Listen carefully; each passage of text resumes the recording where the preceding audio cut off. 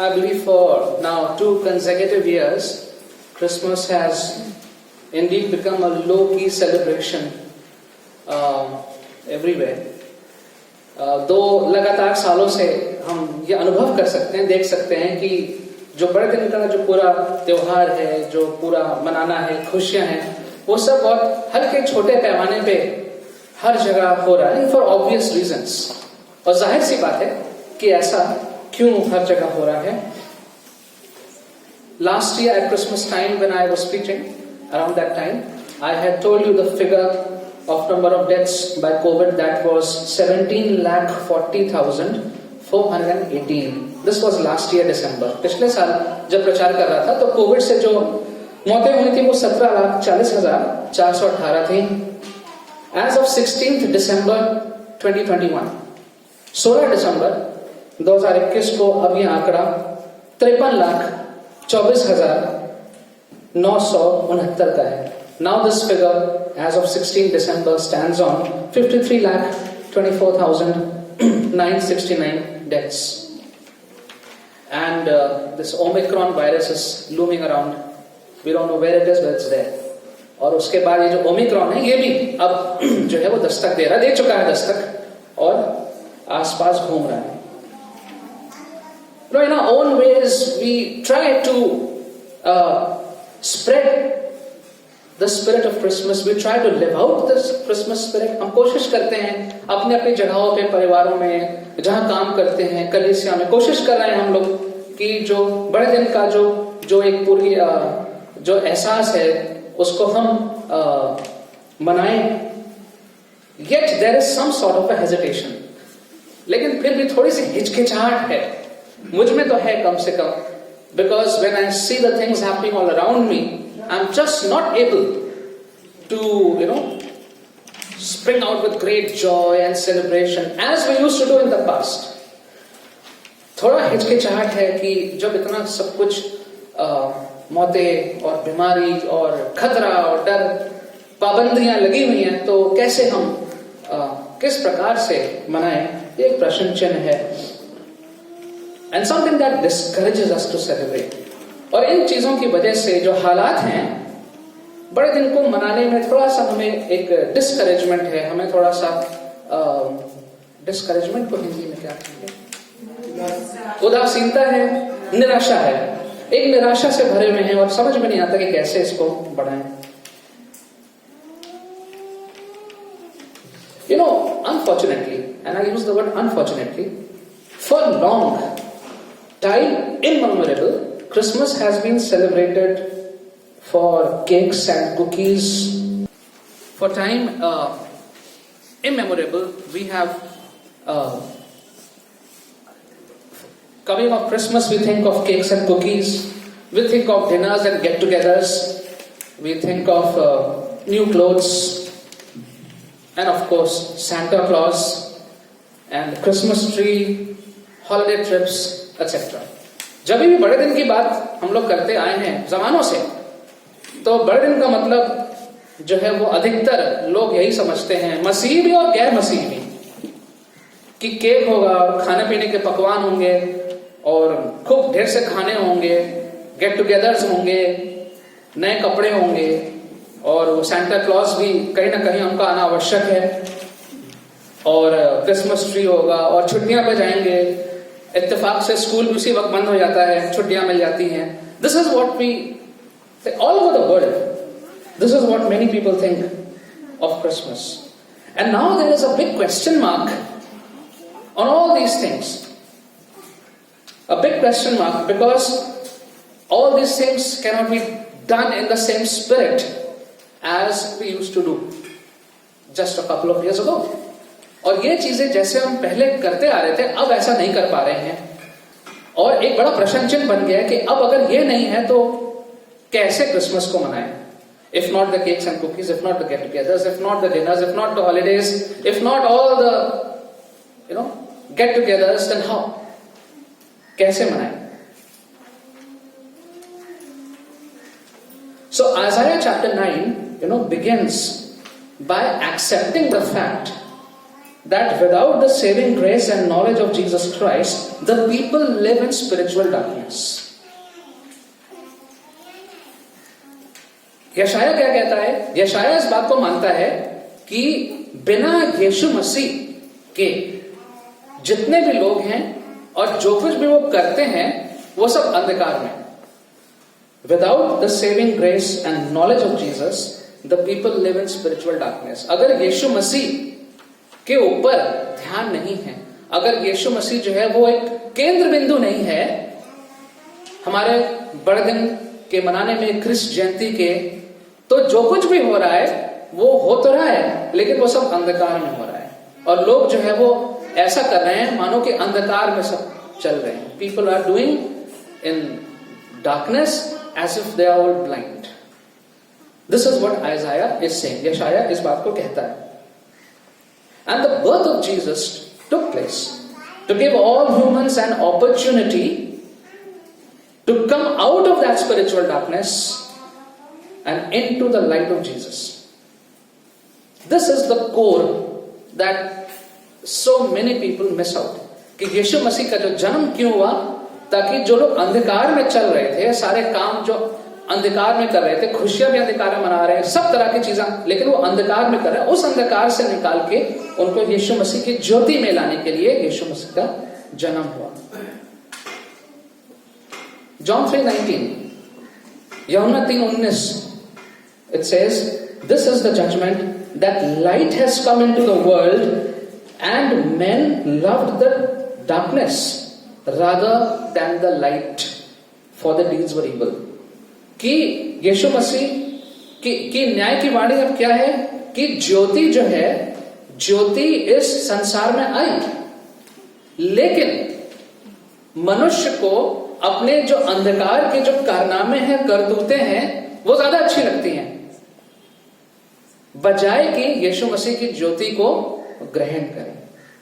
For the deeds were evil, क्योंकि उनके सारे जो काम हैं वो दुष्ट प्रवृत्ति के कार्य हैं.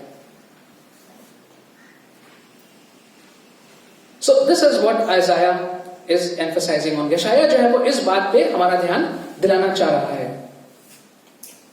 Now another thought that I want to bring before you is this morning. एक और विचार जो आपके सामने में लेके आना चाहता हूं वो ये है that we Christians will live a dual life.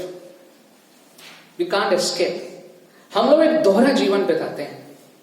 कैसे दोहरा जीवन बिताते हैं? We have dual citizenship. हमारी नागरिकता जो है वो दो नागरिकता है. We have double citizenship. How? One of this earth to whichever nation we belong to. एक तो इस पृथ्वी की है, जिस भी देश में हम रहते हैं उस देश के आप नागरिक हैं, आपके पासपोर्ट पे लिखा हुआ है आप उस देश के नागरिक हैं.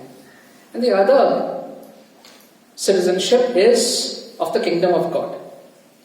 और जो दूसरी नागरिकता हमारी है जो सबकी एक समान है, चाहे हम कहीं भी रहते हो, किसी भी देश के हो, और वो है परमेश्वर के राज्य की. So we are citizens, we live a double life. We are citizens of the nation to which we belong to, and we are also citizens of the kingdom of God. Double life we live. Now, in John 18:36, Jesus said, "My kingdom is not of this world." यीशु मसीह ने कहा कि जो मेरा राज्य है वो इस पृथ्वी का, इस संसार का नहीं है. Now this is such a unique and profound experience that Jesus came into this physical world so that we can belong to His kingdom, which is not of this world, even while we are living here in this fallen world. It's a very profound thought. We have to really ponder on that. कि यीशु मसीह जो है वो इस सांसारिक, इस भौतिक दुनिया में आए, और इसलिए आए ताकि हम उनके राज्य में प्रवेश करने पाए जो इस संसार का नहीं है. ठीक है, और इस संसार में रहते रहते ही ये सारा काम होगा, बाद में भी होगा, मरणोपरांत भी होगा, after death also. But while we are living in this earth, in this fallen world, with all the problems and issues, while we are living here, we can experience that kingdom life which Jesus gives. And therefore, Christmas is not about cakes and cookies, but it's about a celebration that we who were once walking in darkness have been given a lifetime opportunity to accept Jesus as our Savior and enlighten our dark spiritual world and become citizens of the kingdom of God. तो इसका मतलब ये हुआ कि ये जो पूरा जो बड़े दिन का जो महत्व है, वो महत्व ये है कि वो केक और कपड़े और क्रिसमस ट्री और मिलने जुलने खाने में नहीं है, लेकिन उसका महत्व किस बात में है कि हम किस बात को मना रहे हैं, किस बात की खुशी होनी चाहिए कि हम जो एक समय में अंधकार में जी रहे थे और हमें नहीं मालूम था कि वास्तव में आत्मिक जीवन क्या होता है, जब हमें उसमें से प्रभु ने हमें निकाल दिया और निकाला और हमें एक पूरे जीवन का एक अवसर मिला है, लाइफ टाइम अपॉर्चुनिटी। हमें अवसर मिला है कि हम प्रभु यीशु मसीह को ग्रहण करें और उसको ग्रहण करके जो नया जीवन है उसको प्राप्त करें और उस नए जीवन में आगे बढ़ते रहें, और वो जो अंधकार में हम जी रहे थे एक समय में, उसमें हमें ज्योति हमें प्रदान हुई है, इस बात को मनाते हैं। और जब ये हो जाता है तो हम परमेश्वर के राज्य के नागरिक बन जाते हैं। And that calls for a celebration, this calls for a celebration. अगर ये बात है तब वास्तव में ये खुशी की बात है। So it's not about all the gifts and cakes and trees and Santa and clothes and all those things. कुछ मत करिए, don't do any of those things, not required. Make no cake, don't have new clothes, don't have a Christmas tree, don't have to invite Santa. It's okay, doesn't matter. कुछ मत करिए, लेकिन the most important thing is to celebrate that Jesus came into this world for you and me, and He has taken us out of our darkness into His light. And that needs to be proclaimed, that needs to be celebrated. And that is irrespective of what is happening around the physical world, because this is a spiritual phenomenon. यीशु मसीह इस दुनिया में इसलिए नहीं आए कि सारी बीमारियों को सबको दूर कर दें, सारे लोगों को खाना मिल जाए, सबकी तकलीफें दूर हो जाए, सबको घर मिल जाए, सबको नौकरी मिल जाए, सबके ऊपर छत आ जाए। This is what many preachers are teaching. Not that Jesus doesn't want you to be comfortable, but many people get stuck on that and they cannot think beyond that. बहुत से लोग जो ऐसा मानते हैं कि यीशु मसीह के आने का मतलब है सारी बीमारियां दूर हो जाएंगी, जितने को भूख लग रही है खाने को नहीं उनको खाना मिल जाएगा, नौकरी नहीं है नौकरी मिल जाएगी, सारी बीमारी दूर हो जाएगी, घर मिल जाएगा, सब अच्छा अच्छा हो जाएगा। उसके आगे वो बढ़ ही नहीं पाते। इसका ये मतलब नहीं कि प्रभु चाहता नहीं है कि उसके बच्चे जो खुश रहें। हर माँ बाप चाहते हैं कि उनके बच्चे खुश रहें, and a heavenly father also wants that his children should be comfortable. But Christmas is or the coming of Christ is not about all these benefits जैसे लोग सोचते हैं, सारे फायदे, ऐसा नहीं है। And therefore, it is very important to continue to remind ourselves why the celebration. क्यों सारी खुशियों को मनाना है? और इसलिए मनाना है क्योंकि उसने हमें अंधकार से निकाल के ज्योति में रखा। Many people are still walking in darkness. Many, बहुत से लोग, हजारों, लाखों, करोड़ों शायद मैं कह सकता हूं, जो अभी भी अंधकार में चल रहे हैं। लेकिन प्रभु ने हमें अपनी ज्योति में बुलाया है और हमारे पास जिम्मेदारी भी डाली है कि जो अंधकार में चल रहे हैं उनको भी हम उस अंधकार से निकालने में प्रभु की सहायता करें। The Lord wants us to help Him to bring those people out of the darkness who are still walking in darkness. This is the essence of Christmas. In the kingdom of God, the system of administration is little different. जो परमेश्वर का जो राज्य है उसका जो तौर तरीका है, जो शासन है, वो शासन का तरीका जो है वो थोड़ा अलग है। And this is how Isaiah tells us. यशाया ने इसको कैसे बताया है? इन 9:6 For to us a child is born, to us a son is given, the government will be on his shoulders, and he will be called Wonderful Counselor, Mighty God, Everlasting Father, and the Prince of Peace. Often people think, why is God not just controlling the whole world? He can. Of course he can. क्यों परमेश्वर जो है वो दुनिया में हर चीज को ठीक नहीं कर देता? All the terrorism, all these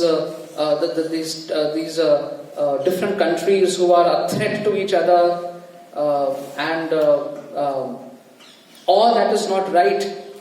क्यों परमेश्वर जो है, अगर वो राजा है, sometimes questions come to me also, it come, I'm sure it comes to you also. सवाल आते हैं, अगर परमेश्वर राजा है और सब कुछ उसका है, तो क्यों नहीं है वो एक बार में आके सब ठीक कर देता है, सब ठीक हो जाए, सब लोग खुश हो जाए, सब लोग इतना अच्छा जीवन व्यतीत करेंगे?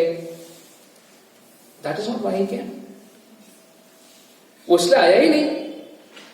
वो इसलिए नहीं आया कि आपकी सरकारों को ठीक करे और जो लोग तानाशाह हैं उनको हटाए, remove the dictators, remove the bad people, इसलिए नहीं आया. Because that will continue. वो तो होता रहेगा. एक अच्छा आएगा, फिर दूसरा बुरा आएगा, बुरा हटेगा, अच्छा आएगा, वो होता रहेगा. That is an unending problem. He came for changing you and me and the people of the world from inside, spiritually. But often people get all confused and they get lost in thinking of the other problems in this world. तो हम जो संसार की जो समस्याएं हैं हमारे देश की और सारे संसार की बहुत सी समस्याएं हैं, unending problems. Of course he can fix it and he does help. So many prayers have been answered. Nations have changed. Yes, that's true. But more than that, the Lord wants to change you and me from inside. And in His kingdom, the spiritual kingdom, the government is on His shoulders.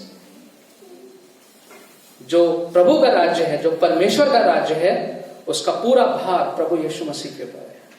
The righteous one, the chosen one of God, the Son of God, परमेश्वर का पुत्र, चुना हुआ,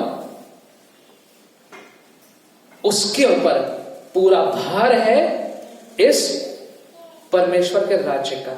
And we belong to this system of governance. I don't know about other countries, but most people are not happy with their governments. It's there everywhere in the world, something or the other. There may be a time of good times, but then more and more people are complaining about the bad governance in their countries. बढ़ते ये हम देख रहे हैं कि बढ़त हो रही है इस चीज में कि कोई भी देश हो, धीरे धीरे जो सरकारें हैं वहां की वो करप्ट हो रही हैं, and they're changing. People are not happy. लोग खुश नहीं हैं, and we don't know what to do. No, we feel helpless, we feel oppressed. But here, when we focus on the kingdom of God, where also we are the citizens, वहां भी हम नागरिक हैं, and that is the spiritual world, and that Jesus is the one on whose shoulders is the government. And He makes no mistake. He is not corrupt. He doesn't favor. He is the righteous one, the just one. जो धर्मी है, सही करता है, न्याय करने वाला परमेश्वर है, प्रेम करने वाला परमेश्वर है, और वो हमारा राजा है जिसके राज्य में हम सब नागरिक हैं.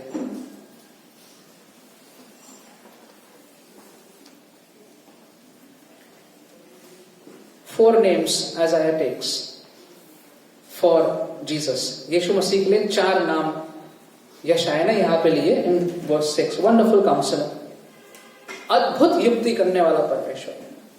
Wonderful Counselor. He counsels us in the ways of God. परमेश्वर के राज्य में, परमेश्वर के बताए हुए रास्ते पर प्रभु यीशु मसीह हमको पकड़ के लेके जाता है. He inspires us, He guides us, sometimes He drags us, sometimes He pushes us. He doesn't leave us. He tries to make sure, He constantly, He reminds us. प्रभु यीशु मसीह हमें याद दिलाता है, कभी कभी हमें खींच के ले जाता है, हमारा हाथ पकड़ के ले जाता है, कभी कभी हमें ढकेल भी देता है, now go and do it. Punishes us also sometimes, corrects us, but make sure that we are on the right path. Wonderful counselor, अद्भुत युक्ति करने वाला. And if you read the Gospels, we see deep truths about God, the kingdom of God. Jesus taught the people, He counseled the people, He reasoned with the people. कैसे परमेश्वर की ऐसी बातें जो पहले शायद लोग समझ नहीं पाते थे, मुश्किल थी समझना, उसको यीशु मसीह ने थोड़ा आसान करके, दृष्टांतों के द्वारा, कहानियों के द्वारा, तर्क वितर्क करके लोगों को समझाया, लोगों को काउंसिल किया और प्रभु की नजदीकी में, प्रभु यीशु मसीह अपने नजदीकी में लेके आए. Second name is mighty God, पराक्रमी परमेश्वर. Perhaps in this world today, when we see all the human powers rising and strong and oppressing, we forget sometimes that our Lord is mighty God. हमारा जो परमेश्वर है वो पराक्रमी परमेश्वर है. शायद दुनिया की, संसार के चीजों को देख करके और जो लोग जो भौतिक सेनाएं हैं, लोग हैं, उनकी ताकत को देख करके हम शायद भूल जाते हैं कि हमारा परमेश्वर जो है वो पराक्रमी परमेश्वर है. You want to read about His might? We hear so many sermons from the Old Testament. I'm sure you remember some of them. हमारा परमेश्वर कैसे ने पूरे राज्यों को, पूरी सेनाओं को हैंडल किया, खत्म किया, सही किया. And He is the mighty God. He can do anything. हमारा परमेश्वर कुछ भी कर सकता है.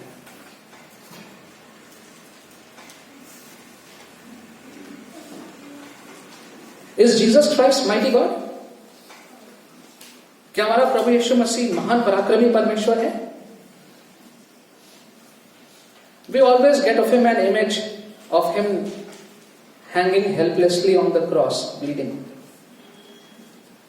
It's just there. वो हमेशा दिमाग में यीशु मसीह की तस्वीर आती है कि वो सलीब पे लटका हुआ है, बंधा हुआ है, असहाय है, खून बह रहा है, helpless. But let us also think Him of that Lion of Judah.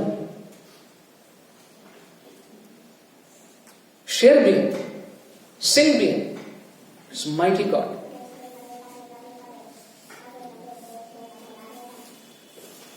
When there was a fierce storm in the lake, in that river, खूब आंधी तूफान आ रहा था और जो नाव थी, किश्ती जो थी वो डगमगा रही थी और यीशु ने कहा रुक जा, stop. It stopped. I've never seen anyone, I don't know anyone who has done that and nobody can do it. ऐसा कोई नहीं कर सकता कि आंधी तूफान से कहा थम जाओ, रुक जाओ और रुक गई.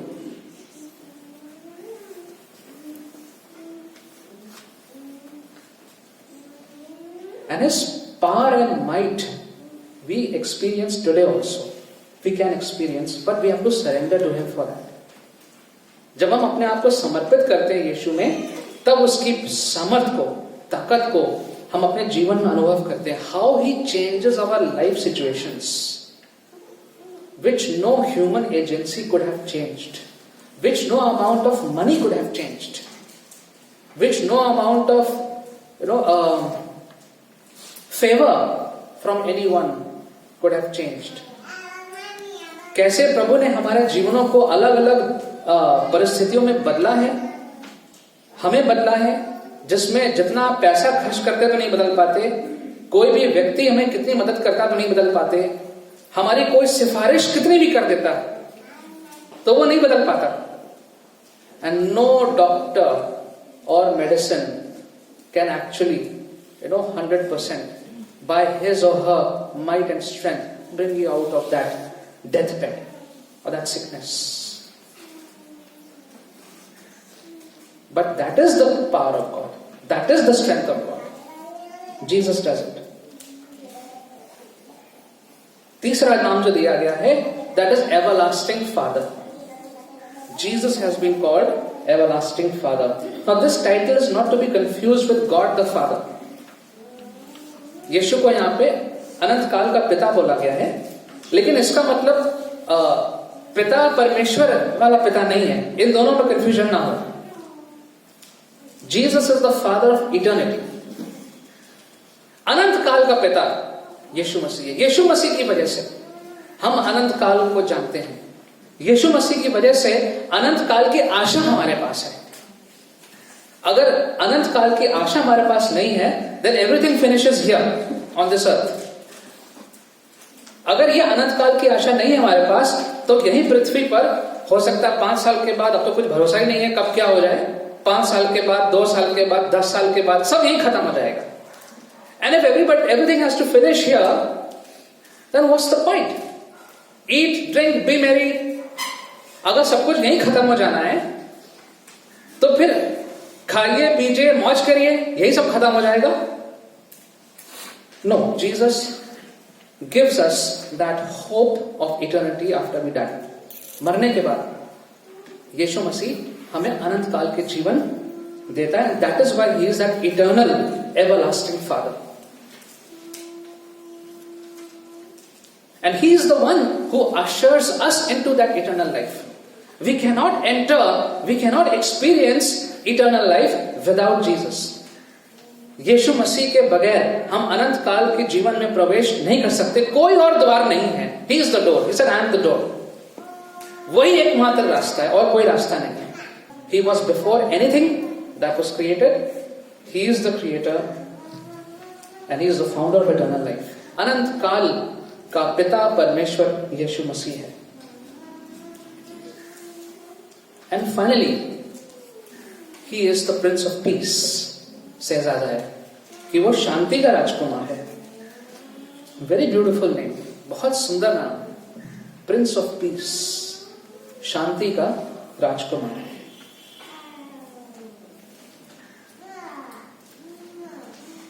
When his birth was announced, the angel said, peace on earth. ये कहा गया शांति, इस पृथ्वी पर शांति आए. What kind of peace? He brings peace between God and men, peace between men and men, and peace in the midst of trials. परमेश्वर और मनुष्य के बीच में शांति, मनुष्य और मनुष्य के बीच में शांति, और सारी त्रासदियों में, परेशानियों में और विषम परिस्थितियों के बीच में आपके हमारे मनों में शांति. Nobody else can do it. कोई नहीं कर सकता.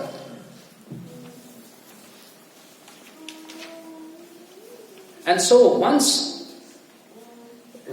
we were estranged from God, हम जो कि परमेश्वर से, एक समय था कि परमेश्वर से हम दूर थे, मन मुटाव हो गया था परमेश्वर से. And Jesus comes and brings us to himself, back to himself. यीशु मसीह आते हैं और हमें पकड़ के अपने पास ले आते. This is what he does. Peace between God and man. मनुष्य और परमेश्वर के बीच में शांति. Peace between men and men.